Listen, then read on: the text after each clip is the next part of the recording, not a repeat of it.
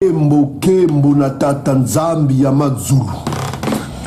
Au nom puissant de notre roi, l'archange Congo, venu comme Isaya, notre roi, notre Mfumu, Isaya Congo. Aujourd'hui, votre frère revient encore aujourd'hui pour vous révéler des secrets. Vous ne trouverez nulle part. Votre frère aujourd'hui vous révèle encore des secrets que vous ne trouverez nulle part. Alors je fais mes bilaka. Bilaka en lingala, ça veut dire espoir, ça veut dire bénédiction. Les Khazars disent beraka. Ça se traduit bilaka. C'est un mot lingala qui traduit encore que les Bantous ont gardé l'hébreu antique. Donc mes bénédictions à tous les Bantous partout où ils sont. Ceux qui sont captifs parmi les nations, comme la prophétie l'indique. Sachez que mes frères et sœurs, ceux qui sont captifs, qui avaient l'ADN des Bantous, vous faites partie de notre famille. Parce que vous êtes israélites, comme le disent les gens, vous êtes d'isolélés, vous êtes de la maison du Tout-Puissant. Vous êtes des témoins du Tout-Puissant. Comme la prophétie l'indique, la prophétie vous suit. Si vous êtes des témoins, la prophétie doit vous suivre.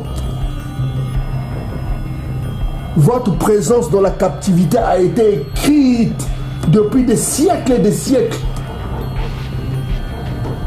par les scribes Congo. Et on va vous le prouver dans cette vidéo et on vous a déjà prouvé dans les vidéos précédentes que ce que vous appelez la Bible, elle a été écrite en Kikongo. Et on va encore vous le prouver aujourd'hui. Et je parle à mes frères Bantous qui sont au-delà du fleuve de Couche. Ça aussi, c'est selon la prophétie. Vous êtes de la maison du Tout-Puissant selon la prophétie et selon l'ADN. On vient de vous le prouver dans les vidéos précédentes. Ceux qui se disent juifs ne le sont pas. Et la prophétie dit encore qu'ils sont de la synagogue de Satan. Pourquoi sont-ils de la synagogue de Satan? Pourquoi sont-ils de la synagogue de Satan? Et parce qu'ils mentent. Selon Apocalypse chapitre 3 verset 9. Ils mentent. Comment reconnaît-on la synagogue de Satan? Synagogue, ça veut dire assemblée, peuple de Satan. Ils sont de la synagogue de Satan, ils mentent. Ils disent qu'ils sont juifs, mais ils ne le sont pas. Et on vient de vous le prouver que l'ADN prouve qu'ils ne sont pas des juifs. Ils ne sont pas de la maison de Yacouba. Ils sont des menteurs. Ils ont propagé le mensonge partout que c'est eux, le peuple élu. Et c'est à ce nom-là qu'ils sont en train de tuer des innocents, de tuer des gens, pour dire aux gens, de verser le sang, pour dire aux gens que c'est eux le peuple élu. L'ADN prouve le contraire. Vous avez vu la vidéo à prouver que ce n'est que des Khazars, des turcophones, des turcogènes. Turcogènes. Ils ont des gènes des Turcs. Ils ont des gènes qui n'ont rien à voir avec le peuple d'Israël antique. Et ceux qui ont des gènes, l'ADN des Israélites antiques, ce n'est que les Bantous. Et vous l'avez vu vous-même. Ils sont de la synagogue de Satan. Et c'est ces gens-là que les chrétiens du dimanche prient tous les jours, disant que, oh voilà, tout semble la pour Israël, tout semble la... Les kabbalistes. J'ai rencontré mon ami le Vous avez la malédiction du Tout-Puissant priant pour ce peuple corrompu, pour les fils de Satan. Et on est bien. Comment reconnaît-on les fils de Satan? Isaïe vous l'a dit dans Jean Yakana, Jean chapitre 8, verset 44. Les fils de Satan se reconnaissent par leur haine de la vérité. Leur haine de la vérité. Ils n'aiment pas la vérité. Et ils ne prononcent pas la vérité. La vérité ne sort pas de leur bouche. Et la deuxième particularité des fils de Satan, c'est Ils sont comme leurs pères, c'est des meurtriers. C'est des tueurs. Ils versent le sang partout. Partout où ils vont, ils versent le sang. Partout où ils vont, ils versent le sang. Souvenez-vous de la prophétie de la Genèse. C'est par ton épée que tu vivras, Édom. Et Isaïe a dit, celui qui vit par l'épée mourra par l'épée. Donc je répète encore, Bilata, bénédiction, aux tous qui sont au-delà du fleuve de Couche. Pourquoi vous êtes dispersés au-delà du fleuve de Couche? C'est la prophétie qui le dit. Vous êtes israélites selon la prophétie et selon l'ADN. On vient vous le prouver, on vous l'a prouvé dans d'autres vidéos que vous avez vues. Vous êtes du peuple élu selon l'ADN et selon la prophétie. Au-delà du fleuve de Couche, c'est l'Afrique centrale jusqu'en Afrique du Sud. On n'a pas dit au-delà du fleuve du Rhin, en Europe. On n'a pas dit au-delà du fleuve de la Seine, en Europe. On n'a pas dit au-delà du fleuve du Jourdain, ce que vous appelez le Moyen-Âge, le Moyen-Orient, que nous connaissons comme l'Afrique du Nord-Est. On n'a pas dit au-delà du fleuve du Mekong, en Asie. On n'a pas dit au-delà du fleuve du Murray, en Australie. On n'a pas dit au-delà du fleuve du Mississippi, en Amérique. Au-delà du fleuve de l'Amazone, en Amérique du Sud, là-bas. Non. Il a dit, mes dispersés, mes adorateurs, sont au-delà du fleuve de Couche, l'Afrique. Un nom que je n'aime pas prononcer, mais je prononce dire la terre de Cham, des Chamites. Des Chamites. Voilà. Vous êtes les témoins, c'est-à-dire que, pourquoi on dit témoins, vous êtes les témoins? C'est parce que la prophétie vous suit. Tout ce qui a été dit, ça s'accomplit en vous, vous les Bantous. Donc il faut être fier d'être Bantou, de le proclamer, de faire des vidéos sur ça. Un Bantou, c'est d'abord un guerrier. Un Congo, c'est un guerrier, c'est quelqu'un qui se lève, qui reprend ce qui lui appartient. Mais réveillez-vous quand même, vous dormez. Le christianisme est venu vous polluer. Il voulait vous détruire. Il vous donne un efféminé aux longs cheveux, un homosexuel que vous adorez. Vous êtes sale spirituellement. Comment pouvez-vous croire un seul moment que Congo va exaucer vos prières quand vous êtes dans le péché? Comment pouvez-vous croire que Congo, lui qui est saint, lui qui est la vérité, Congo c'est la ceinture en hébreu. Or la ceinture c'est le symbole de la vérité. Et il n'y a pas de mensonge dans la vérité. Comment pouvez-vous croire une seule seconde qu'il va exaucer vos prières quand vous êtes dans le péché? Vous priez le Dieu de l'ennemi. Il vous a prouvé qu'il est l'ennemi. Y a-t-il un homme qui aime, un homme qui vient voler sa famille, qui vient voler ses enfants? Il kidnappe ses enfants, il les amène en esclavage, il les fait travailler 400 ans sans un salaire. Ils s'enrichissent. Il les laisse dans les ghettos en train de souffrir des maladies. Il ne les donne même pas un salaire. Et il revient voir ses frères en Afrique. Il les colonise, il les travaille dur, il vole ses richesses. La République démocratique du Congo est le deuxième pays d'Afrique par la taille, avec 2,3 millions de kilomètres carrés, et avec 80 millions d'habitants, c'est le quatrième par la population. En ce qui concerne ses immenses ressources minérales, estimées à environ 24 billions de dollars américains, le Congo est considéré comme l'un des pays les plus riches, sinon le plus riche du monde. Il possède 10% des gisements de cuivre du monde, 30% des diamants et 70% de tous les gisements de minerais de fer. Mais surtout, on en extrait plus de 50% du cobalt requis dans le monde entier, le cobalt étant un minerai sans lequel, par exemple, serait inconcevable l'industrie électronique et toute l'industrie de l'armement d'aujourd'hui qui dépendent de cette dernière. Malgré sa richesse en matières premières, ce pays est pourtant aujourd'hui un des pays les plus pauvres du monde en raison de l'exploitation, de la corruption et de guerres qui durent depuis des décennies. Et selon l'indice de développement des Nations Unies, il a même atteint en 2013 l'avant-dernière place.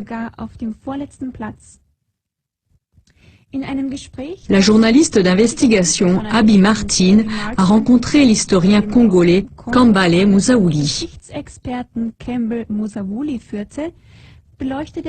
Dans cette interview, Musaouli met en lumière le passé et le présent du Congo et il montre que le Congo a même le potentiel de nourrir toute une population mondiale de 9 milliards de personnes. Avec la production d'électricité de son fleuve, le Congo pourrait alimenter toute l'Afrique. Il souligne que la République démocratique du Congo est actuellement le plus grand fournisseur de cobalt du monde. Presque toutes les voitures, ordinateurs, téléphones portables ou autres appareils électroniques contiennent du cobalt du Congo. Mais malheureusement aussi tous les chars, avions, hélicoptères, fusées, navires de guerre, sous-marins, etc. Un document stratégique de l'administration américaine indiquait même très clairement qu'il serait impossible de faire la guerre sans le cobalt du Congo.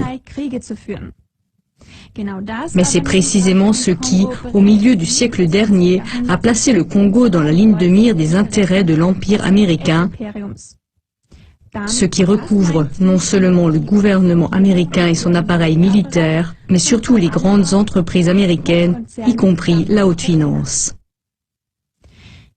Auparavant, pendant plus de 70 ans, le Congo a presque été épuisé sous la domination coloniale belge. La moitié de la population, soit environ 10 millions de Congolais, est morte pendant cette période coloniale belge à cause de la violence et de l'oppression. Un crime, même un génocide qui, pour la plupart des gens, selon Musaouli, est resté occulté. Si le Congo a d'abord été exploité principalement à cause de son caoutchouc, il a ensuite été exploité pour son uranium de haute qualité. Sans cet uranium congolais, il n'y aurait pas eu de bombardement atomique sur Hiroshima et Nagasaki. Et aujourd'hui, c'est à cause de ces gisements de cobalt, comme cela a déjà été mentionné. Dans la seconde moitié du siècle dernier, le peuple congolais, après une lutte longue et tenace pour son indépendance, a réussi à se libérer du joug colonialiste de la Belgique et à obtenir son indépendance. La force motrice la plus puissante de ce mouvement indépendantiste a été Patrice Lumumba, le premier Premier ministre démocratiquement élu. L'un de ses principaux objectifs était que les ressources du Congo soient utilisées principalement au profit des Congolais.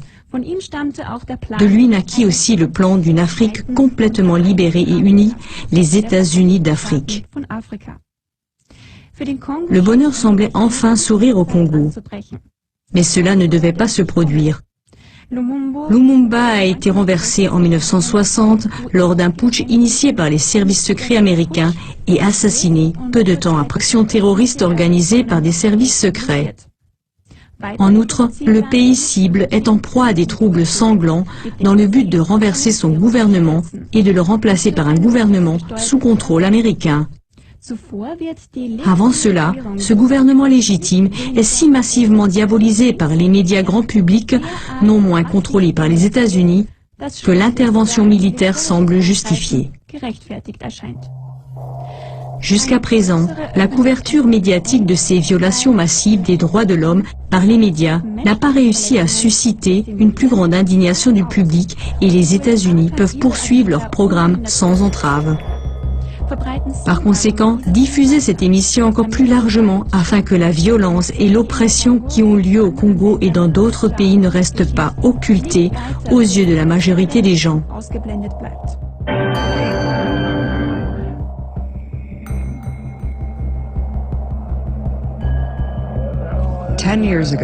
Il y a 10 ans, l'Empire a porté ses regards sur une région rentable du monde, sur le continent qu'il avait autrefois pillé en tant que capitaine de la traite négrière. Un nouveau grand commandement militaire est né, AFRICOM. L'AFRICOM comprend 53 pays africains, y compris les îles et tous les océans. Il se compose de 4 composantes principales, toutes avec des noms intéressants. US Army Africa, US Naval Force Africa, US Air Force Africa, US Marine Corps Africa. Bien que la présence américaine sur le continent africain soit largement humanitaire, l'officier de l'AFRICOM, Rick Cook, a admis que les États-Unis étaient en guerre en Afrique depuis des années. Avec une série de bases de drones, de camps et des installations où la tradition américaine continue de former des militaires mandataires responsables d'abominables violations des droits de l'homme et d'opérations secrètes. Loin d'une guerre sous le seuil de la violence, l'AFRICOM effectue chaque jour plusieurs missions. Tous les empires voulaient posséder l'Afrique pour la même raison, son immense trésor de minéraux et de matières premières. Une grande partie de ce trésor enfoui est concentrée dans le sud de l'Afrique en République démocratique du Congo. Celui-ci compte 80 millions d'habitants, 250 groupes ethniques et plus de 700 langues et dialectes différents. Avec ses minéraux non exploités, il est considéré comme le pays le plus riche du monde, avec des réserves de 24 billions de dollars. Le Congo possède 10% du cuivre mondial, 30% des diamants et 70% du fer et produit plus de 50% du cobalt mondial. Parmi les Congolais qui risquent littéralement leur vie dans les mines de cobalt, des dizaines de milliers sont... Il vous a prouvé qu'il est l'ennemi. Y a-t-il un homme qui aime, un homme qui vient voler sa famille, qui vient voler ses enfants, il kidnappe ses enfants, il les amène en esclavage, il les fait travailler 400 ans sans un salaire, il s'enrichit, il les laisse dans les ghettos en train de souffrir des maladies. Il ne donne même pas un salaire. Et il revient voir ses frères en Afrique. Il les colonise, il les travaille dur, il vole ses richesses. Il met à la tête des pays de ce peuple les gens de sa confrérie franc-maçon pour qu'il éduque ce peuple selon le christianisme corrompu, pour qu'il efface de leur mémoire leur vraie identité. Et c'est ce peuple-là que vous êtes en train d'adorer, leur Dieu. Vous n'avez pas honte. Ne venez pas me parler de Jésus, mais parlez-moi de Congo. On vous l'a dit, son peuple porte son nom. Si vous l'appelez Jésus, donc votre nom c'est Jésus. Son peuple porte son nom. L'archange Congo est vivant. Si vous ne vous souvenez pas de lui, vous allez périr. Mais dans votre détresse, vous le chercherez. Parce que c'est la détresse qui sera votre quotidien. Tant que vous ne le chercherez pas, la détresse sera votre quotidien. Point. Béni soit le peuple. Donc aujourd'hui, mes frères et sœurs, nous allons vous parler des peuples maudits dans la Bible. Nous allons vous parler des peuples maudits et nous allons vous révéler une tribu, leur localisation parmi les Bantous. Nous allons vous révéler une tribu. Pourquoi cette tribu va être révélée? Parce que dans cette partie de l'Afrique, je vais vous donner cette révélation, que c'est là où se manifestera, le rassemblement. C'est important que vous compreniez la localisation de cette tribu, afin que vous compreniez la prophétie et comment va se manifester le rassemblement du peuple bantou. Et parmi ces peuples maudits, les uns seront détruits éternellement. Vous savez de qui je parle. Ils ne seront plus sur cette terre. Ils ne respireront même plus un peu. Le peu qui resteront de ces gens-là, de ce peuple-là, seront livrés aux mains des Bantous, qui les détruiront et qui les extermineront. Ok? On va vous le prouver. Et puis par ailleurs, on va vous le prouver que le Tout-Puissant n'a pas tant aimé le monde comme vous le prêchent les chrétiens du dimanche. Ceux qui vont chercher à contredire, qui viennent dans les commentaires, on va les faire fuir. Et puis, par ailleurs, on va vous révéler l'identité de David, son aspect physique, à quoi il ressemblait. Et on va vous révéler que les textes masorétes ont été corrompus. Et que il y a une Bible qui est cachée au Vatican. Les archéologues le prouvent. Qu'il y a des textes plus anciens qui sont cachés. Et que les textes qui nous ont manqué, ils ont été corrompus. Mais cela ne veut pas dire qu'il y a une vérité. Qu'il y a une corruption parmi ces textes. Et on va vous le prouver. Béni soit le Saint-Nom de Congo, Matundu. Alors, bien aimé, pour cette vidéo, mes frères et sœurs, nous aurons besoin de quelques livres que je vais vous présenter ici. D'abord, avant de vous présenter les livres, je voudrais vous parler de ce livre très intéressant qui s'appelle Bonafide Hebrews of the Books of Moses. C'est un livre édité par notre frère Baba Kanyuchi, qui est un Shona du Zimbabwe. Et c'est un frère bantou qui a fait une recherche qui prouve encore que les langues bantoues sont des langues sémites. Et il le prouve dans ce livre qui s'appelle Bonafide Hebrews of the Books of Moses. Il prouve que l'hébreu est une langue bantoue. Et il donne des exemples, il fait des comparaisons avec des langues arabes, toujours comme on l'a fait dans notre vidéo que vous pouvez aller voir, que je conseille à tout le monde d'aller voir. Donc, il a fait une étude très approfondie. Et voilà, vous pouvez voir ici, il fait l'alphabet, comment se prononcer l'alphabet hébreu antique, et avec les syllabes bantoues. Donc vous voyez l'alphabet hébreu, tout ça. Il a fait vraiment un travail magnifique, ce frère. Un travail magnifique. Pour ceux qui ne parlent pas anglais, c'est dommage. Ce livre n'est qu'en anglais parce que vous savez, au Zimbabwe, au Mozambique, au Zimbabwe plutôt, c'est l'anglais là-bas. Donc c'est intéressant, c'est magnifique ce livre. C'est un livre qui prouve encore qu'en Afrique, il n'y a que les Bantous qui sont les Sémites. Voilà, les Sémites, Bantous. Voilà.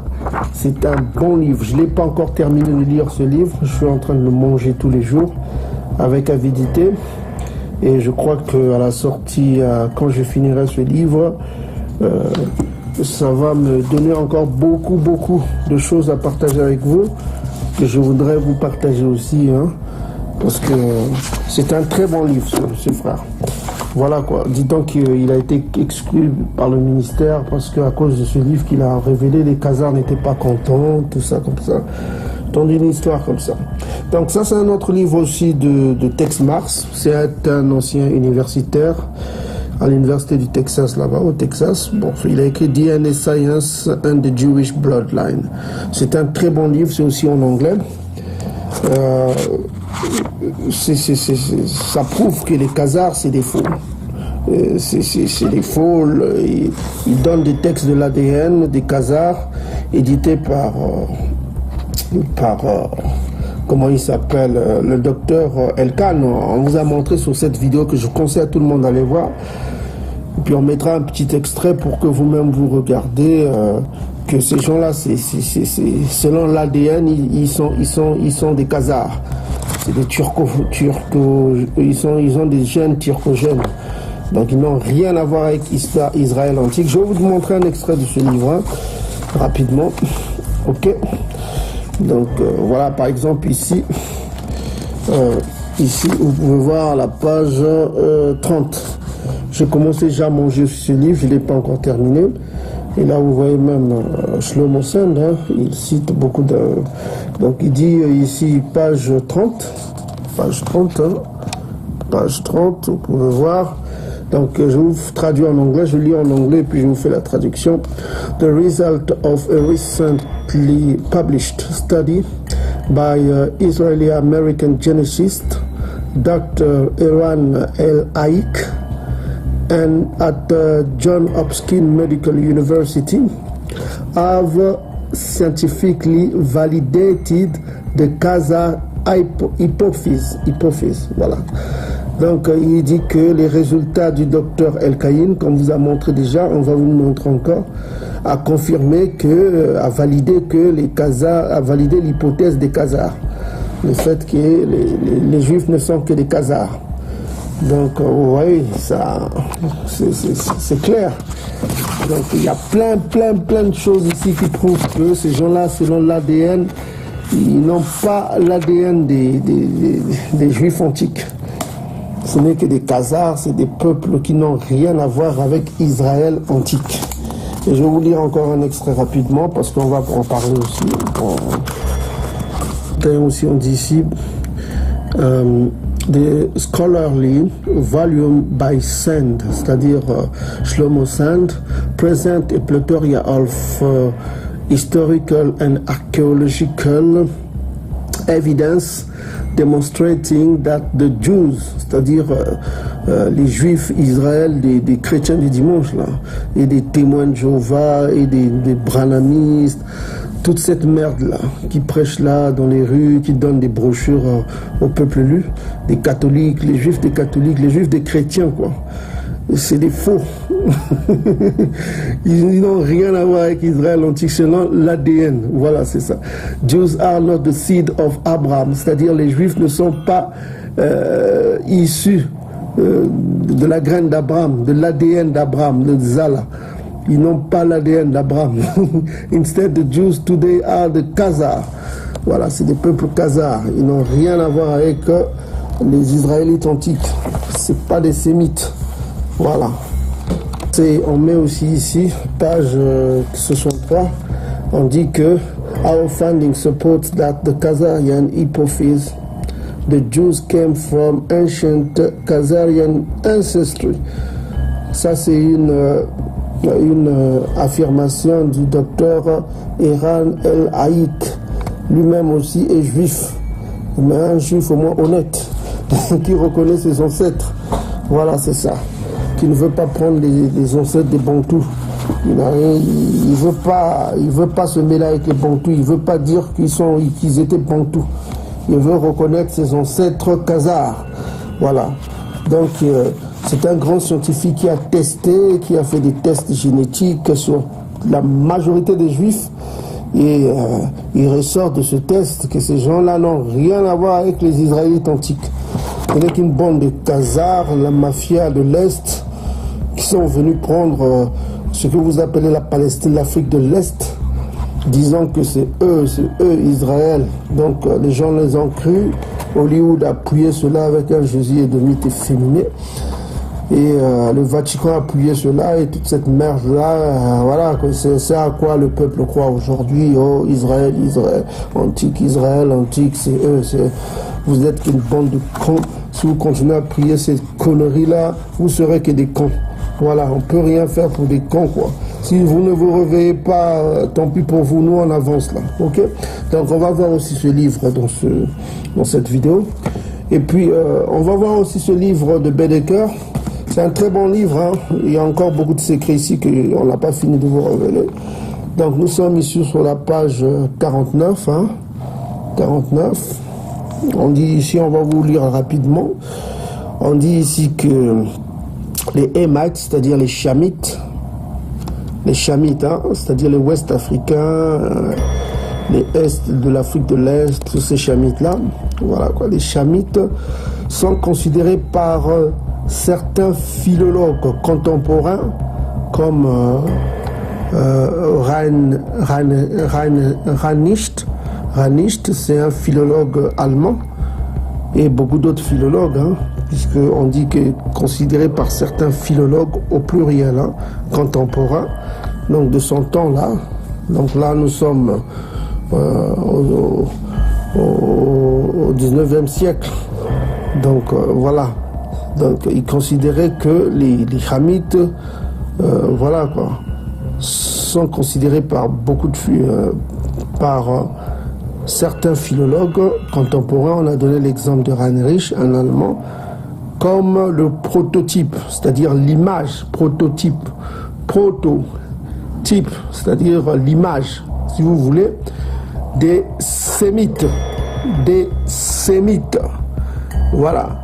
Donc si vous voulez connaître à quoi ressemblent les Sémites, il faut regarder l'image des Chamites. Ils se ressemblent. C'est pourquoi on a confondu Moïse à un Égyptien qui sont des Noirs. Comme vous pouvez vous-même voir, les Égyptiens sont là. Ça, c'est sur leur mur en Égypte. Vous voyez même. Donc si vous voulez connaître à quoi ressemblaient les Israélites antiques, il faut regarder les Chamites. Voilà. Et les Khazars eux-mêmes disent qu'ils n'ont rien à voir avec Israël antique. Ce n'est qu'une bande de la mafia russe, la mafia slave, la mafia khazare, qui se sont levés un matin. Tous ces gens-là, les Shimon Peres, c'est des Polonais. C'est plutôt des gens de l'Est. Benjamin Netanyahu, qui gouverne actuellement, c'est un Polonais. Son père est polonais. Ils n'ont rien à voir avec Israël. On va vous le prouver dans ces vidéos-là. Ces gens-là, c'est de la mafia de l'Est. Soutenu par les grandes puissances. Un pays créé par Rothschild. On va vous le prouver, toutes ces choses-là vont sortir. Donc, vous voyez, donc quand votre pasteur dit que prier pour Israël, il prie pour les ennemis de Tatanzambi, les oppresseurs qui ont détruit l'Afrique, qui ont kidnappé notre peuple, qui ont financé l'esclavage. Et voilà quoi. On ne peut pas prier le Dieu de l'ennemi. Il faut vraiment être un con. Donc on va vous révéler beaucoup de secrets aujourd'hui. Donc voilà. It's 67 words long, it's 100 years old, and it changed the course of history for the Middle East and the Jewish people. The Balfour Declaration, the expression of the British government's support for a Jewish home in Palestine, was sent by British Foreign Secretary Arthur Balfour to the second Lord Rothschild. I'm here in Buckinghamshire at Waddesdon Manor to speak with the fourth Lord Rothschild about the Balfour Declaration, what it means for Britain, for the Jewish people and the Rothschild family. The Foreign Office, November the 2nd, 1917. Dear Lord Rothschild, I have much pleasure in conveying to you, on behalf of His Majesty's government, the following declaration of sympathy with Jewish Zionist aspirations, which has been submitted to and approved by the Cabinet. So it's possibly the most famous letter in modern Jewish history, and it begins with 3 words. Dear Lord Rothschild. Why was it that this letter was sent by the Foreign Secretary to your great-uncle Walter? It's an interesting question because he was really interested in ornithology, although he became interested in Zionism. I think the reason was this, that it was primarily a movement from Eastern Europe, but they didn't clarify who was in charge of that movement. And in addition, it was after all in Great Britain. So they felt that the Rothschild family should be the one to whom it was addressed. And Walter was Lord Rothschild, and he was a Zionist. And those really are the background reasons. So Walter received the Balfour Declaration, and I have a copy here. And I wonder if I could possibly ask you to read it for us. Yes, indeed. Yeah. Avec l'introduction, on a encore Bible Commentary here, c'est ça. Et on a notre Tob ici, juste à côté. Et on a aussi le dictionnaire ici. Le dictionnaire Robert, hein. J'aime bien Robert parce que le dictionnaire hébreu, araméen, voilà. Et nous avons un dictionnaire Robert pour aider les gens à comprendre un peu les mots que nous utilisons. Donc on va aller. Voilà. Donc première étape, c'est de vous expliquer une chose. C'est que beaucoup de gens ignorent une chose. Sur cette terre que nous vivons, il y a un peuple qui appartient aux Allahs, c'est-à-dire à la sémence de Satan. Les gens vont dire, oh, mais comment Satan a une sémence? Comment se fait-il que Satan a une sémence? C'est la Bible qui vous le dit. La Bible qui vous dit que Satan a une progéniture sur terre. Alors, comment reconnaître les fils de Satan? Parce que Satan a un peuple sur terre. La Bible vous donne des indices. D'accord? Je disais que selon la Bible que nous lisons tous les jours, on nous dit que Satan a une progéniture sur terre. Satan, celui que vous appelez Satan, a une progéniture sur terre. Il a son peuple sur terre. Son peuple est sur terre. Ok? Alors, pour cela, je voudrais mettre en garde tous ceux qui nous écoutent que nous ne sommes pas ici de faire une vidéo raciste. Je ne vous demande pas, après cette vidéo, d'être en colère contre un peuple ou un autre. Le jugement se fera par la main des Bantous, mais par-dessus tout, le jugement sera céleste contre le peuple de Satan. Il sera céleste. Et le reste de ceux, de peuple-là de Satan qui resteront, ils seront livrés entre les mains des Bantous. Selon Ézéchiel chapitre 25, verset 14. Je répète, le jugement de ce peuple de Satan sera céleste, selon Ésaïe chapitre 34. Il sera céleste. Et le reste de ce peuple-là qui vit parmi les Bantous, et ils sont parmi les Bantous, en Afrique, au-delà du fleuve de Couche. Ceux-là seront livrés entre les mains des Bantous pour que les Bantous se vengent selon la colère de Tatanzambi. C'est écrit dans Ézéchiel chapitre 25, verset 14. Donc, le moment n'est pas venu. Le moment qui est là, c'est que vous, peuple Bantou, vous devez revenir à l'amour de la justice. Selon ce qui est écrit dans le livre de Isaïa, Ésaïe chapitre 1, vous devez vous laver. Vous devez pratiquer la justice entre vous. Vous devez avoir l'amour de la justice. Ne faites pas aux autres Bantous ce que vous ne voulez pas qu'on vous fasse. Soyez juste, abandonnez le Kindoki. Suivez la loi de Tatanzambi. Cherchez à plaire à Tatanzambi. Cherchez-le, vous le trouverez. Car nous vivons le temps de la prophétie. Là où il a dit que dans leur détresse, ils me chercheront. Ils me chercheront. Qui? Le peuple Bantou. Mais si vous l'avez déjà trouvé à votre vœu que Jésus est demi, pourquoi encore le chercher? Réfléchissez un petit peu. Donc nous vivons le temps là où le peuple est en train de chercher son créateur. Il est en train de chercher son roi, l'archange Congo. Et c'est Congo, Makaya Congo, qui vous délivrera. On délivre un peuple contre des oppresseurs. La délivrance est toujours contre les oppresseurs. Si vous lisez Daniel chapitre 12, c'est Makaya Congo qui arrive pour vous délivrer. Celui que vous appelez Isaïa. Il est venu comme Isaïa, mais il règne toujours depuis longtemps comme Makaya Congo. Voilà. C'est l'archange dont on parle dans Maléki chapitre 3. celui que vous attendez. Malachi chapitre 4, il se manifestera. Voilà. Donc, on revient encore dans Genèse chapitre. Nous sommes dans Genèse chapitre 3. On va aller au verset 14 pour voir le contexte. Donc, on est ici dans Genèse chapitre 3, verset 14. Je lis d'abord tout et puis je vous montre un peu quelques secrets. Donc, on dit ici que Tata Nzambi dit au serpent, puisque tu as fait cela. Donc ça, c'est le jugement du serpent. Souvenez-vous, au verset 1, on vous a dit quoi?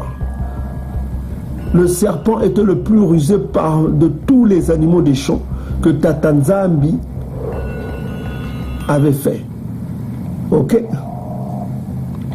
Et dans le livre de l'Apocalypse, chapitre 12, on vous parle du serpent. On sait, c'est toujours ce même serpent-là, qui n'est que le diable. El Diablos, Satan. Ok? Quand vous voyez beaucoup de civilisations, ils ont fait le culte de Satan. Même ceux qui se prétendent Kemet aujourd'hui, qui prient le dieu de Kemet. Regardez la tête, les coiffures de vos salons, de vos pharaons. Là. Qu'est-ce qu'ils avaient? Un cobra, n'est-ce pas un serpent? Ils faisaient le culte de ce serpent-là, le serpent ancien. Il a régné en Égypte. Voilà. On le représentait même en aigle. Un Mbemba. En aigle. Parce qu'il voyait tout. C'est toujours le même serpent ancien qui est adoré en Égypte. De l'Égypte jusqu'à la fille de Babylone.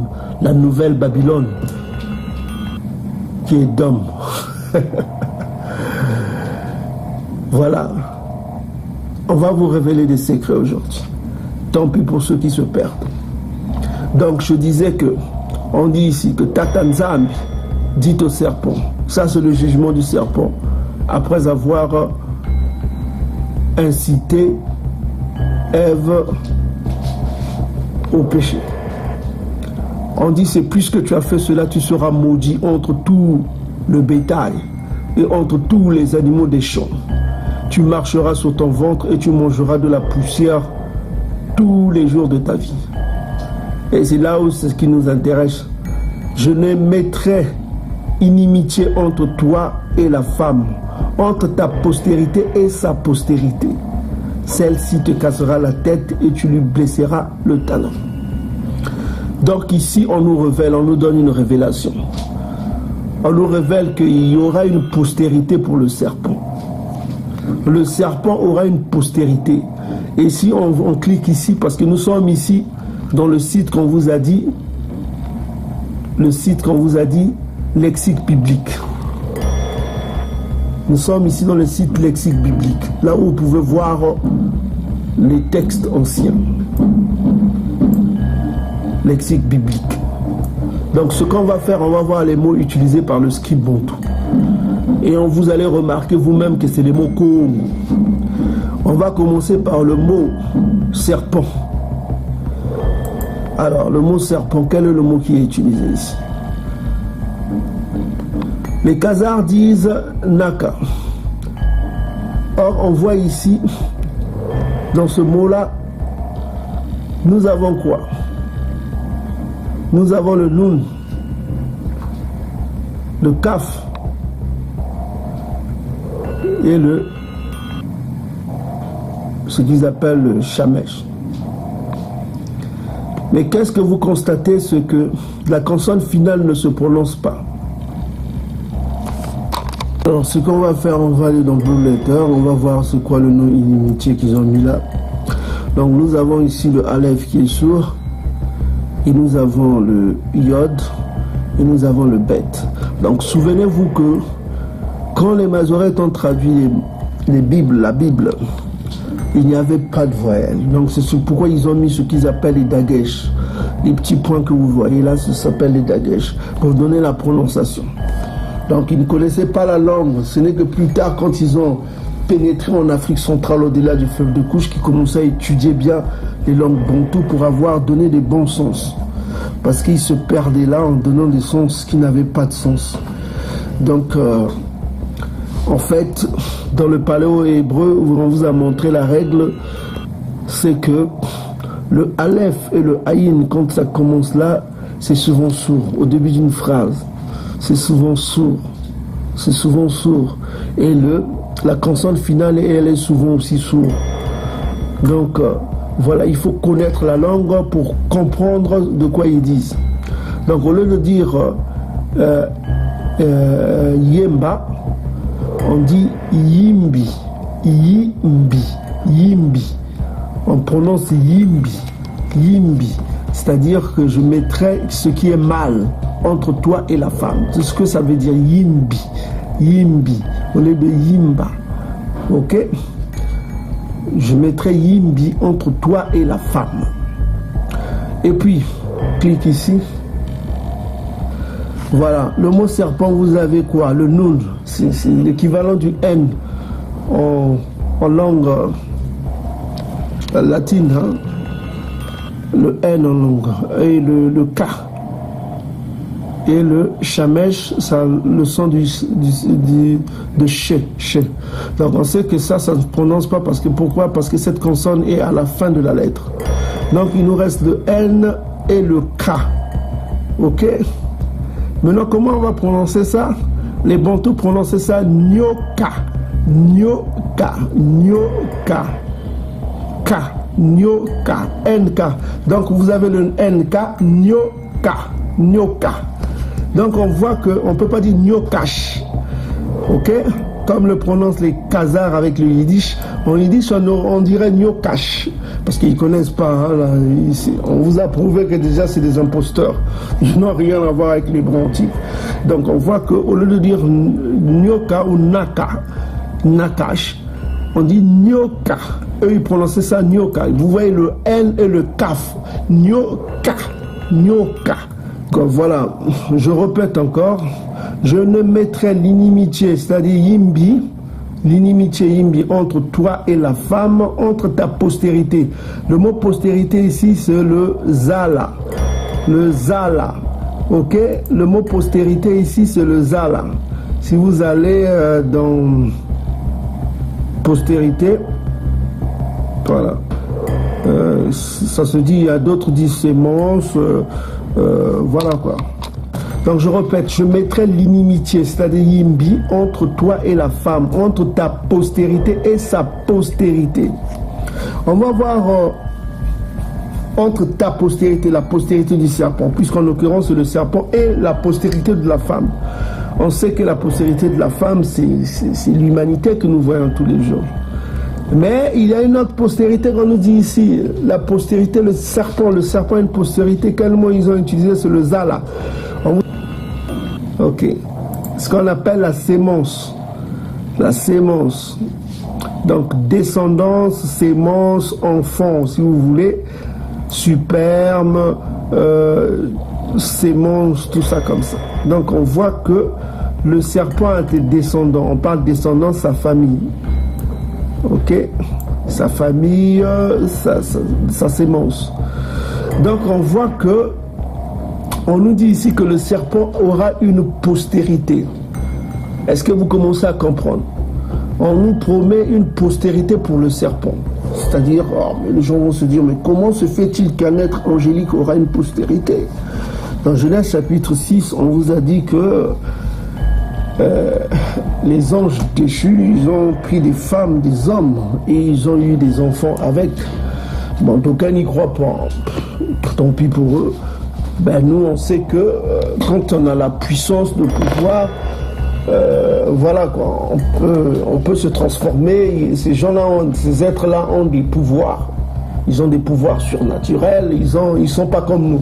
Voilà, ils sont pas comme nous. Donc voilà.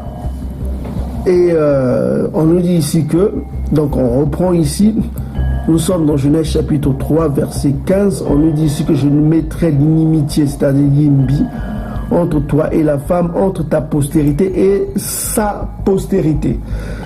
Ta postérité, c'est-à-dire la postérité, la sémence, c'est-à-dire la descendance du serpent. Donc on voit que le serpent aura une descendance. Maintenant, on va voir c'est qui cette descendance?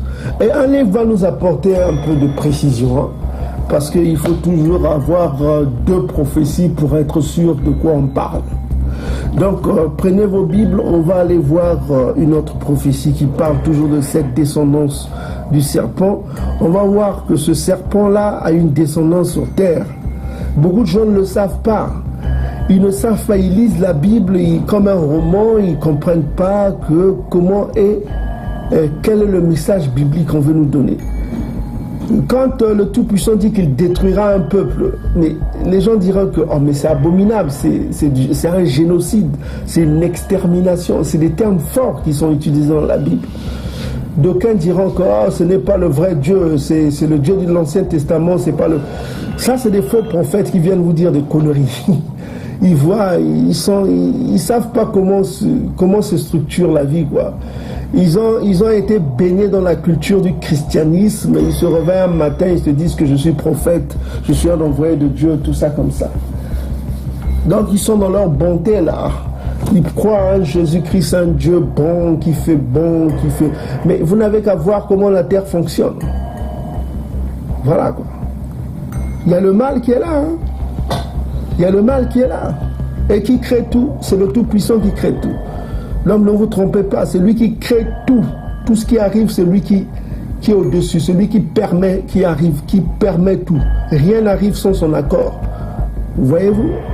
Il faut lire le livre de Job pour comprendre comment fonctionne le Tout-Puissant. Rien n'arrive sans son accord.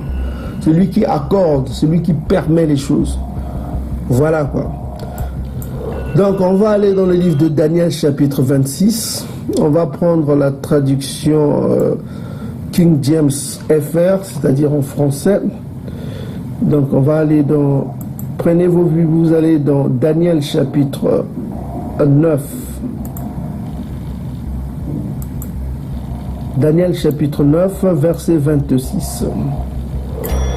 Ok, là on parle de la venue de Isaiah Congo et de son retour. Hein. Ok, voilà.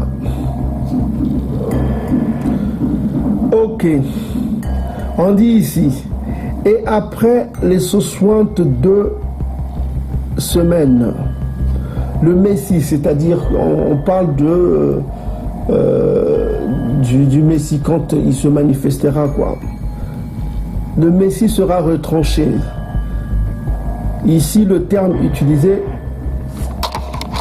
donc ici dans la version Louis Séguin 21, on dit après cela, le oin, c'est toujours le Messie, sera retranché. On va voir le verbe retranché qu'ils utilisent ici. Retranché, c'est un mot Congo qui veut dire kala. On sait que le resh ne se prononce pas, mais on va voir dans Blue Letter comment on le prononce, donc kala. Ça se dit kala. Kala, ça veut dire retranché. Hein. Cut off en anglais, kill, eliminate. Il sera tué, quoi, kill. Mais ici, chez les Bakongo, kala, ça veut dire qu'il repartira. Il partira, quoi. Il partira. Il repartira et partira. Hein? Mboka kala, c'est-à-dire il repartira, il partira, quoi. En langue Congo, kala. Donc, c'est le terme utilisé en araméen, parce que le livre de Daniel n'a pas été écrit en hébreu, ça a été écrit en araméen. Araméen qui est une langue aussi sémite, hein. Voilà, en araméen. Donc, voilà. On voit que, on dit que, on reprend encore ce qu'on était en train de dire. On dit ici, après les 62 semaine, le Messie sera retranché. Mbokakala. Ok? Pour ceux qui comprennent et qui Congo, ils comprennent. Et non pour lui-même, non pour lui. C'est-à-dire que ça ne sera pas de sa volonté, ça sera contre sa volonté, quoi. Et le peuple du prince, c'est-à-dire, on voit ici le peuple du prince. Le peuple du prince, c'est-à-dire que le prince qui viendra détruira la ville et le sanctuaire et la fin avec... Et sa fin sera avec le débordement et les désolations sont déterminées jusqu'à la fin de la guerre. Donc on voit ici que on nous dit que le peuple du prince viendra et détruira la ville de Salama et le sanctuaire le temple, quoi. Donc là, on prophétise sur la destruction de Jérusalem en l'an 70. On nous parle d'un peuple qu'on appelle le peuple du prince. Le peuple du prince. De quel prince on parle? Ok. Donc si vous lisez bien le livre de Daniel, on identifie les anges comme des princes. Ok. On identifie les anges comme des princes. Et ce qu'il faut comprendre, de quel prince on parle. Et quand Isaïe est venu, il a utilisé ce même terme, le prince. Ok. On parle du peuple du prince, c'est-à-dire que le peuple du prince, de qui parle-t-on? De ce prince-là. Ce prince-là a un peuple. Et c'est ce peuple-là qui viendra et détruira la ville et le sanctuaire. Ce peuple-là, c'est eux qui ont causé le départ de Isaïe. C'est-à-dire que c'est eux qui ont tué Isaïe. Et ce peuple du prince détruira la ville de Salama. Et ce peuple du prince détruira aussi le sanctuaire de Salama. Est-ce que vous commencez à comprendre la prophétie? C'est important que vous compreniez cette prophétie de Daniel. Daniel chapitre 9, verset 26. On vous parle ici d'un peuple du prince. Et ce qui ce prince est, Isaïe va nous donner des détails sur ce peuple du prince. Donc, on a vu que, mes bien-aimés frères et sœurs, bon, tout ce sujet est vraiment intéressant. Soyez très attentifs à ce que l'on vous dit ici. Prenez vos Bibles, soyez attentifs. Vous n'écouterez ces secrets nulle part. On va vous ouvrir les yeux, on va vous révéler des secrets, mais n'ayez pas peur. Je vous mets en garde tous ceux qui vont connaître ces secrets-là. Parce que c'est des secrets que nous partageons que entre... nous choisissons certains bantous pour révéler certains secrets. Il y a encore plus, mais d'autres secrets, on ne peut pas vous révéler sur YouTube. Ok? Mais ce secret-là, on doit vous le révéler parce que le temps est proche. Il faut que vous vous réveillez pour savoir qui est l'ennemi. Parce que les gens croient que l'ennemi, c'est de la blague. L'ennemi agit avec des symboles. L'ennemi est spirituel. L'ennemi est soutenu par un ange et des anges. Donc si vous n'êtes pas vraiment attaché, si vous n'êtes pas spirituel, vous serez un de ces victimes. Seul Makaya Congo nous délivrera. Donc on va aller dans toujours traduction King James. Pour ceux qui n'ont pas cette traduction, les traductions, vous pouvez aller dans référence biblique. On vous montre ici, vous avez référence biblique ici. Référence biblique. Vous pouvez voir vous-même. Vous avez l'adresse ici. On va vous le mettre dans la description. Vous allez dans référence biblique et vous avez toutes les traductions. Donc nous sommes en train d'utiliser la traduction King James version française. Donc ici, pour vous prouver encore que les princes utilisés dans le livre de Daniel sont souvent identifiés comme des anges. Et voilà une autre preuve pour vous dire cela. Daniel chapitre 10 verset 13. On vous dit ici que mais le prince du royaume des Perses, c'est-à-dire l'ange du royaume de Perse, m'a résisté 21 jours. Ça, c'est un ange qui parle à Daniel. Mais voici, Micaya, l'un des chefs des princes, l'un des chefs des princes, l'un des chefs des anges, est venu m'aider. Et je suis demeuré là avec les rois de Perse.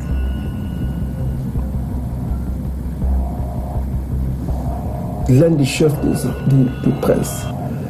Je vous ai dit que chaque peuple a son chef.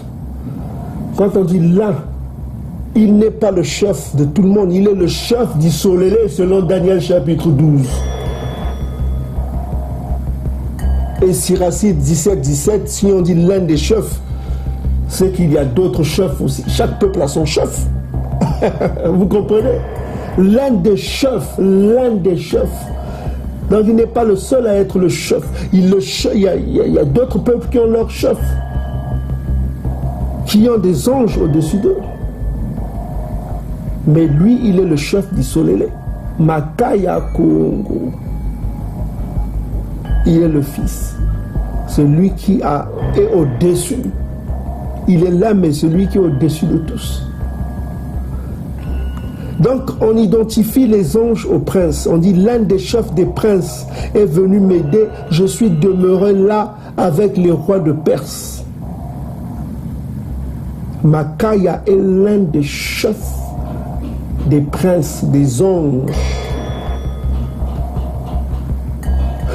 Donc, vous voyez que les anges sont identifiés à des princes dans le livre de Daniel, souvent identifiés à des princes. Maintenant, revenons à notre 9. Si les anges sont identifiés aux princes, vous comprenez, revenons à Daniel chapitre 9, verset 26. Donc, vous venez le voir dans Daniel chapitre 10, verset 13. On dit que les anges sont identifiés aux princes dans les livres de Daniel. On revient à Daniel chapitre 9, verset 26. Et après 62 semaines, le Messie sera retranché. C'est-à-dire qu'il is going to be killed. On va le tuer. Le mot utilisé, c'est Kala. En araméen, on le dit tuer, mais chez les Bantous, on dit partir. Boka Kala.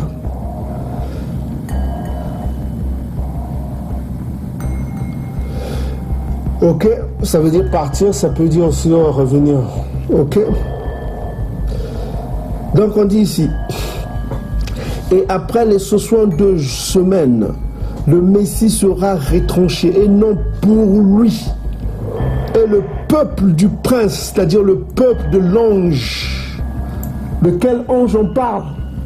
C'est ça le problème. Il y a un peuple qui appartient à un ange, qui viendra, détruira la ville. Donc ce peuple-là, on dit qu'il viendra, c'est le futur. C'est le futur. On ne parle pas de Babylone, parce que là, il était sous l'emprise des Babyloniens, il était dans la captivité babylonienne. On dit qu'il viendra.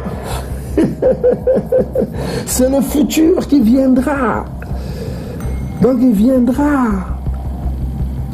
Ok? Le peuple du prince là, qui vivra pendant que le Messie sera là, et qui détruira Salama et le sanctuaire, c'est-à-dire le temple.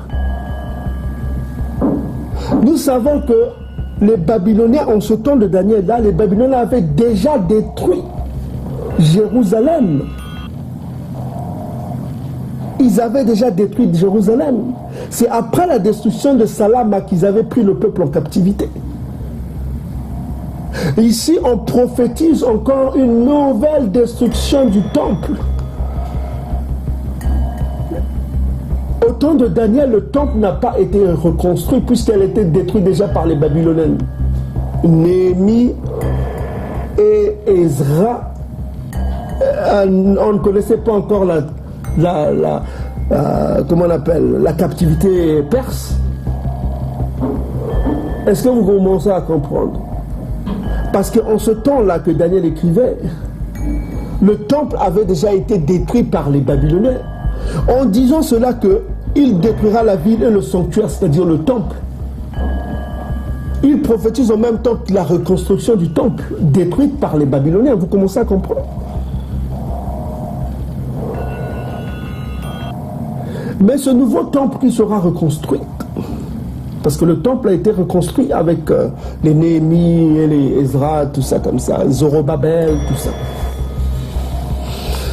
Donc, il prophétise la reconstruction du temple qui sera encore détruite. Mais par qui maintenant? Et c'est là intéressant. Il nous dit que le peuple qui détruira le nouveau temple qui sera reconstruit, ça sera le peuple du prince. Le peuple d'un ange. Est-ce que vous commencez à comprendre? Mais de quel ange on parle? C'est ça la question. Parce qu'ils utilisent le pluriel. Regardez mes frères, c'est beau là, c'est beau la Bible. C'est tellement beau de comprendre la Bible.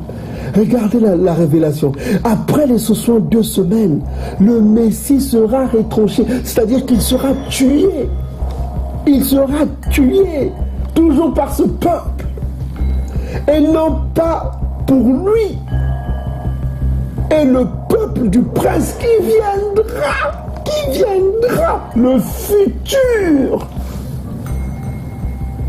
détruira la ville de Salama. Il détruira la ville de Salama. Et le sanctuaire, c'est-à-dire le temple. Et sa fin sera comme un débordement et les désolations sont déterminées jusqu'à la fin de la guerre. Jusqu'à la fin de la guerre.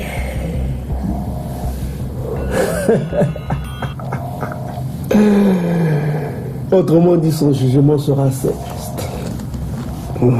C'est les anges qui le détruira. Donc on voit que sur terre, il y a le peuple du prince, le peuple du prince. Et Isaïe va nous donner une révélation encore. C'est pourquoi il faut lire les Écritures. Il faut lire les Écritures avec l'esprit bantou. Il faut comprendre les Écritures avec les scribes bantou. Comment, qu'est-ce qu'il voulait nous dire? Quel message il voulait nous transmettre?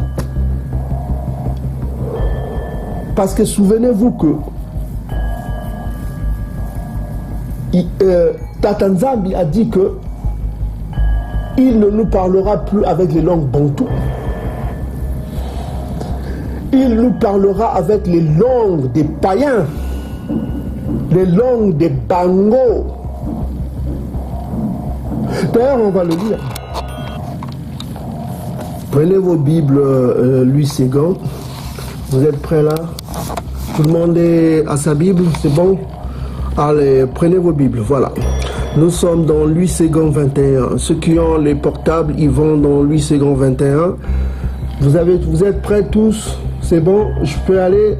Voilà. Donc, prenez vos Bibles, Louis Séguin 21. Eh bien, on va lire. Eh bien, par des hommes aux lèvres balbutiantes et par une langue étrangère que Tata Nzambi parlera à ce peuple, Une langue étrangère, ce ne sera plus les langues bantou. Qu'est-ce que nous avons vu? Il ne parle plus avec des langues bantou. Les Bibles sont traduites en français, en anglais. Ce n'est plus traduit en Kikongo ni en lingala. Ce n'est plus traduit en Kikongo. C'est maintenant avec... voilà, ce n'est plus comme avec les textes anciens. Même quand c'est traduit en français, mais quand on traduit en Kikongo, on se base du français. Quand on traduit en lingala, on se base d'abord du... Donc la source sera le français. Ce n'est plus la source Congo antique. Vous comprenez?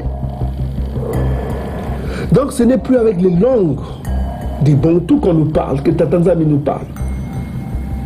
Le Nouveau Testament est écrit en grec. C'est les langues des Bango. Voilà. Donc on dit ici que c'est avec une langue étrangère qu'il nous parle dans ces derniers temps. Une langue étrangère. Donc les mots ont leur sens. Donc il faut étudier. Nous, ce qu'on nous fait, on doit retourner à la source pour connaître quelle était l'intention des scribes pour nous donner ce message-là. Voilà. Ok. On a dit que le peuple du prince, on n'a pas encore identifié ce prince-là. Et on vous a révélé que ce prince-là est un ange. Dans le livre de Daniel, les anges sont souvent identifiés au prince. Et on a vu un exemple avec Daniel chapitre 10, verset 13. Maintenant, on veut savoir c'est quel ange qui est au-dessus de ce peuple. C'est le peuple de quel ange? Donc vous allez prendre vos Bibles, on va toujours aller, on va prendre une autre version, on va prendre Bible Louis II 21. Vous avez tous vos Bibles, mes frères et sœurs, c'est bon? Ok, un peu de silence là, que les enfants restent calmes parce que ça va devenir intense et intéressant. Ok, ça va devenir intense et intéressant. Je vous dis que ce qui va être révélé aujourd'hui, je ne voudrais pas, je vous mets en garde de semer de la haine contre qui que ce soit. Je vous mets en garde. Ça, c'est une révélation qu'on vous donne. Qu'on vous donne ce que vous voyez, ok, ce que vous regardez avec vos yeux, vous devez savoir qui est votre ennemi. Vous devez savoir qui est votre ennemi et qui est à la tête de cet ennemi. Quand vous entendez de l'ADN, vous devez faire attention. C'est pourquoi on vous a mis en garde sur les mariages mixtes. On vous a mis en garde sur beaucoup de pratiques que vous faites. Vous devez vous réveiller. Il y a des choses que Tata Nzambi a mis sur terre, des choses qui sont bonnes et des choses qui sont mauvaises. Vous comprenez? Il y a des choses qui sont bonnes, il y a des choses qui sont mauvaises pour l'homme. Ok? Si vous voyez des plantes, il y a des plantes qui guérissent, mais il y a des plantes qui tuent. Il suffit que vous les mangez, vous allez mourir à cause des substances toxiques que contiennent ces plantes. Et quand nos pères sont arrivés en Afrique, ils ne connaissaient pas la brousse africaine. Et ils avaient besoin de l'aide des pygmées pour leur orienter quelles étaient les bonnes plantes et quelles étaient les mauvaises plantes. Parce que eux, les pygmées, ils connaissaient bien la nature. Ils maîtrisaient les forêts. Donc ils avaient besoin de leur aide aussi pour maîtriser un peu la forêt au-delà du fleuve de Couche. Il faut savoir que dans tout ce que a créé Tata Nzambi, il y a des bonnes et des mauvaises choses. Ainsi est la créature. Tout a été fait en deux. Ok? Il y a le froid et le chaud. Vous comprenez? Il y a le froid et le chaud. Si tu tiens le froid, tu auras froid. Si tu tiens le chaud, tu auras chaud. Ok? Il y a le plus et le moins. Donc vous devez comprendre qu'il y a cette dualité qui existe sur notre environnement. Cette dualité doit être connue de tous, ne doit pas être ignorée. Ok? Il y a des peuples qui appartiennent au diable, à Satan. Et ça, beaucoup de gens ne le savent pas. Et il y a un peuple qui appartient à Satan. Et il y a un peuple qui appartient à Tata Nzambi. Et tout cela a été expliqué, a commencé dans Genèse chapitre 25, verset 25. Et on va vous le prouver. Que Tata Nzambi soit loué, que le Père soit loué, que Congo règne. Voici la révélation. Dans Jean chapitre 12, verset 31. Écoutez attentivement. Ouvrez vos oreilles, ouvrez votre compréhension. Si vous n'en avez pas, demandez l'aide de Yisaya Congo qui vous donne la sagesse. Mais je répète, la sagesse n'est donnée qu'à ceux qui respectent la loi. Ceux qui aiment la loi et aiment la justice de Tata Nzambi. Écoutez attentivement les paroles de Yisaya Congo. C'est maintenant qu'a lieu le jugement de ce monde. C'est maintenant que le prince va être jeté dehors. Point. C'est maintenant que le prince va être jeté dehors. Et je vous pose la question. Quand cela est arrivé, Je sais que beaucoup en ont en tête, mais je voudrais que vous gardez ça pour vous. Mais je sais que beaucoup ont en tête déjà Apocalypse chapitre 12. Ok, on va aller dans Apocalypse chapitre 12, je ne veux pas vous laisser patienter. Donc on va voir c'est qui ce prince-là. Ce prince va être jeté dehors, mais ce prince a un peuple. Souvenez-vous dans Daniel chapitre 9, verset 26. Il a un peuple. Ce prince a un peuple. Ok? Le peuple du prince. Donc on va aller dans... Donc voilà. Apocalypse chapitre 12, on va commencer au verset 1 pour voir le contexte. Un grand signe parut dans le ciel. Une femme enveloppée du soleil. Le soleil représente la lumière, Genèse chapitre 1. Et puis, la lumière représente la loi. Ça, vous pouvez le lire dans Proverbe 6, 23. Et vous avez la lune dans Ésaïe chapitre 66, verset 23, qui représente l'adoration, qui représente le service. Sous ses pieds, les pieds représentent, selon Éphésiens chapitre 6, verset 15, cela représente le zèle. Donc nous sommes en face ici d'un peuple zélé, zélé à la loi, zélé au service de Tata Nzambi.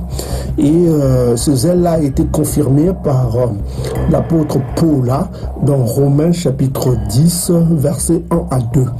Donc c'est un peuple zélé, zélé à la loi, c'est ce qu'on veut nous dire ici, et zélé au service de Tata Nzambi.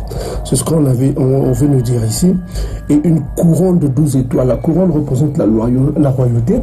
Donc nous sommes en face ici d'un peuple de roi, c'est-à-dire c'est une promesse depuis Exode chapitre 19 verset 6, que vous serez un royaume de prêtres et de rois. Et c'est confirmé, cette promesse est confirmée dans Apocalypse chapitre 1 verset 6. Vous serez un royaume de rois, des princesses, etc. et des prêtres. Donc on voit qu'on parle ici de Isolélé. On a repéré que c'est Isolélé. Isolélé antique, les Bantous. Voilà. Et une couronne de 12 étoiles.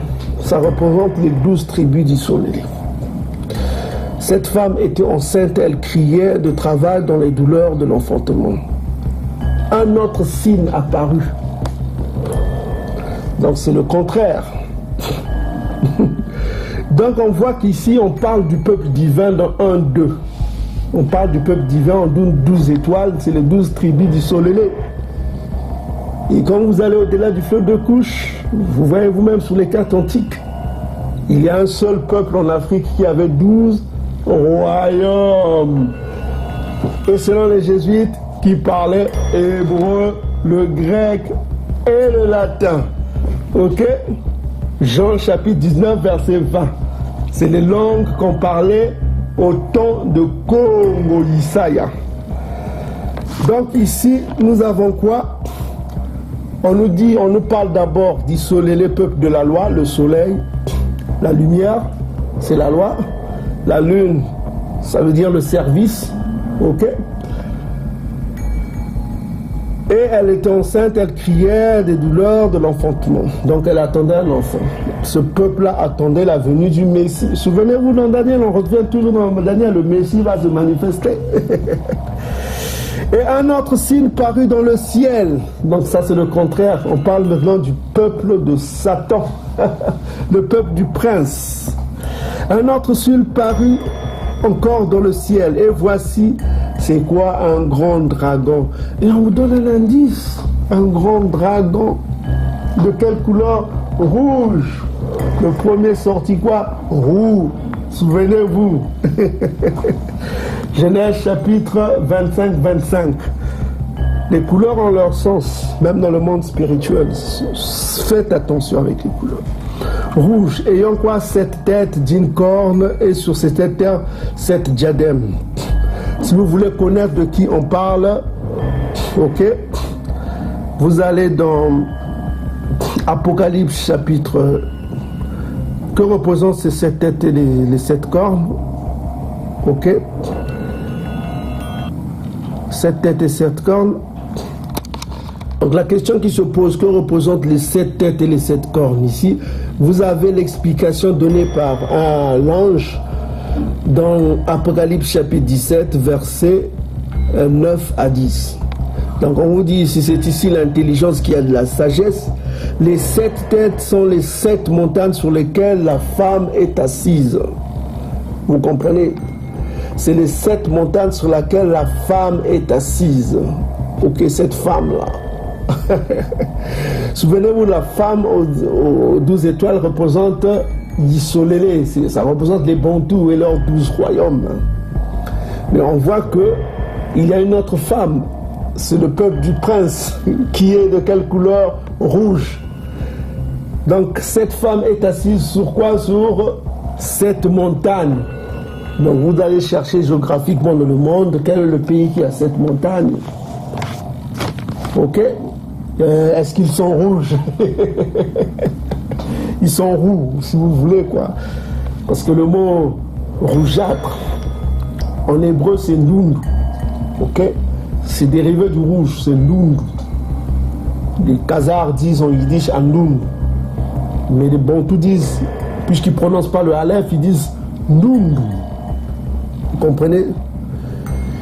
Et puis c'est aussi les 7 rois, 5 qui sont tombés. Un existe, l'autre n'est pas encore venu. Quand il sera venu, il doit rester peu de temps. Donc, ça représente les 7 royaumes, les 7. Ok? Vous comprenez? Les 7 têtes représentent les 7 montagnes sur lesquelles la femme est assise. Son habitation, quoi. Son habitation, c'est sur 7 collines. Ok? Vous commencez déjà à comprendre de qui on parle. Ok? Donc on va revenir. Ce sont aussi 7 rois, hein? Les 7 têtes et les 7 cornes que vous avez vues. Donc on vous dit ici qu'un autre signe parut dans le ciel, et voici, c'était un dragon rouge ayant 7 têtes et 10 cornes. Ok? Donc on vous a dit que déjà on a donné la signification des 7 têtes. Les 7 têtes représentent les 7 montagnes ou les 7 collines sur lesquelles la femme est assise. Et voilà qui va nous faire un grand sourire, parce que c'est la journée de la gentillesse un peu partout dans le monde, et on va parler de Rome. Et on le sait ou on ne le sait pas, mais Rome, la Rome antique, a été bâtie sur 7 collines. Et voilà qui va nous faire un grand sourire, parce que c'est la journée de la gentillesse un peu partout dans le monde, et on va parler de Rome. Et on le sait ou on ne le sait pas, mais Rome, la Rome antique, a été bâtie sur 7 collines. Au sommet, on domine Rome comme du haut des 7 collines de la ville éternelle. Nous sommes ici. Au sommet, on domine Rome comme du haut des 7 collines de la ville éternelle. Nous sommes ici à la même hauteur que... Donc on vous dit ici qu'un autre signe parut dans le ciel, et voici, c'était un dragon rouge ayant 7 têtes et 10 cornes. Ok? Donc on vous a dit que déjà on a donné la signification des 7 têtes. Les 7 têtes représentent les 7 montagnes ou les 7 collines sur lesquelles la femme est assise. Alors, comme vous avez vu vous-même, nous vous avons expliqué que la ville aux 7 collines, vous avez vu un extrait de la chaîne française La 2. Voilà. On vous explique explicitement que la ville de Rome est bâtie, est assise sur 7 collines. Donc on voit que les Romains, c'est le peuple dont on parle dans la Bible. Elle est assise sur 7 collines, comme on l'explique dans la Bible. On nous dit explicitement que la Babylone, la nouvelle Babylone, la fille de Babylone dont on parle, est assise sur 7 collines. Maintenant, on vous a déjà montré ce livre-là. Là, on vous a parlé des Édomites. Ceux qui veulent voir les vidéos, ils peuvent aller voir nos vidéos sur Édom. Donc, ce livre de James L. Coogan, qui est un érudit, un jésuite, un ancien jésuite, qui a révélé beaucoup de secrets. Ça s'appelle Bible expliquée à mes contemporains. Donc vous pouvez voir ce livre. Et si vous tournez la page derrière, vous pouvez voir l'Édomite jésuite qui a édité cela. Vous pouvez vous-même voir, pris à côté, toc. Vous pouvez voir l'Édomite là. Donc ce n'est pas un noir qui l'a édité, hein. C'est cet Édomite James L. Kugel. Vous pouvez voir son visage. Hein. Donc c'est lui qui a fait ce livre-là, qui est un grand historien. Et on parle même ici qu'il a... On vous met tout ça sur Wikipédia, vous pouvez aller voir son background, ce qu'il a fait. Hein. Donc ici on nous révèle quoi? Vous pouvez lire vous-même. Récit schématique d'une rivalité étiologique. Isso égale Édom. Donc Édom et Isso, c'est Rome, égale Rome. Les Édomites sont des Romains. C'est la page combien? On va voir. Page 173. Page 173. Il y a plein de livres qui parlent de Isso, c'est Édom. On vous a déjà montré dans les vidéos précédentes, allez les voir. Mais ici, on vous confirme que Isso, c'est Édom, c'est Rome. C'est des Romains. Voilà, c'est le peuple romain qui dirige l'Europe, qui dirige l'Amérique. Vous pouvez voir sur le billet américain, ce n'est pas l'anglais, c'est la Rome antique, c'est leur langue qui est là. Donc voilà quoi, si vous voulez connaître celui qui dirige le pays, il faut connaître celui qui est sur le billet. Si vous voyez le billet d'Israël actuel avec le drapeau qui est un hexagramme, hein, l'hexagramme qui est le symbole des Rothschild. Les Rothschild qui ne sont que des banquiers du Vatican, hein. Ils sont longtemps restés les banquiers du Vatican, les Rothschild, et c'est eux qui ont été à l'origine de la création de l'État d'Israël. Hein. Donc voilà. Et si vous voyez dans 500 shekels israéliens, on peut dire père de la nation, qui est là, c'est Edmond Rothschild.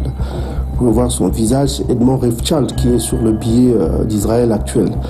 Alors on voit qui gouverne ce pays, à qui appartient ce pays. Il faut connaître les secrets d'Édom pour comprendre. Donc voilà, c'est Édom qui dirige toutes ces choses-là. Donc si vous voyez que l'État américain soutient beaucoup Israël, donc c'est parce que derrière il y a les Rothschild qui ne sont que les banquiers du Vatican. Les anciens banquiers du Vatican. Il faut savoir que le Vatican a dirigé l'Europe depuis des siècles. Donc le pouvoir européen ne pouvait passer que par le Vatican. Donc on ne pouvait pas être roi sans la bénédiction du Vatican au Moyen-Âge. Hein. Donc il faut savoir le pouvoir qu'a cette institution qui est la tête d'Édom, qui est l'esprit d'Édom.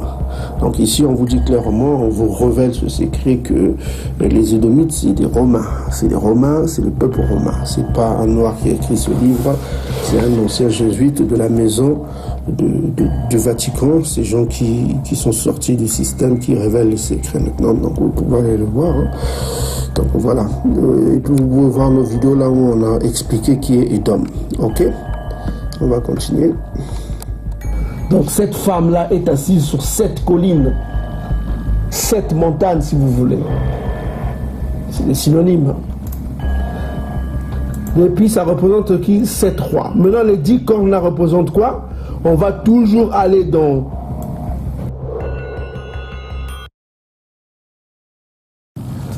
Kembo Kembo na tata nzambi ya mazulu.